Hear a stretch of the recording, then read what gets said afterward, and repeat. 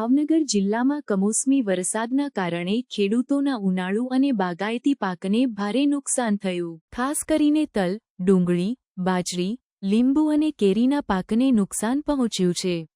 આ વરસાદના કારણે ખેતરોમાં પાણી ભરાયા હતા, જેના કારણે પાકો ખરડી ગયા છે અને ખેડૂતોને આર્થિક નુકસાન થયું છે.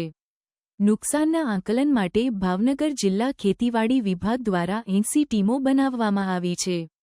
પ્રત્યેક તાલુકા વિકાસ અધિકારીને સર્વેની કામગીરી સોંપવામાં આવી છે.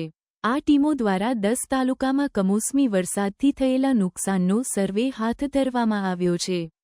હાલમાં પાકના નુકસાનના ચોક્કસ આંકડા જાહેર કરવામાં આવ્યા નથી, પરંતુ સર્વે પ્રક્રિયા ચાલુ છે. હવામાન વિભાગે આગાહી કરી છે કે આગામી 3 દિવસ દરમિયાન દક્ષિણ ગુજરાતમાં વધુ વરસાદની સંભાવના છે. આ વરસાદના કારણે ખેડૂતોની ચિંતા વધી રહી છે, કારણ કે વધુ વરસાદથી પાકના નુકસાનમાં વધારો થવાની શક્યતા છે. ખેડૂતોએ સરકાર પાસેથી વળતરની માંગ કરી છે.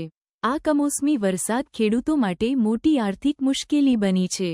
તેઓને પાકના નુકસાનથી બચવા માટે તાત્કાલિક સહાયની જરૂર છે. સરકાર અને સંબંધિત વિભાગોએ ખેડૂતોની મુશ્કેલીઓને ધ્યાનમાં રાખીને યોગ્ય પગલાં લેવા જોઈએ.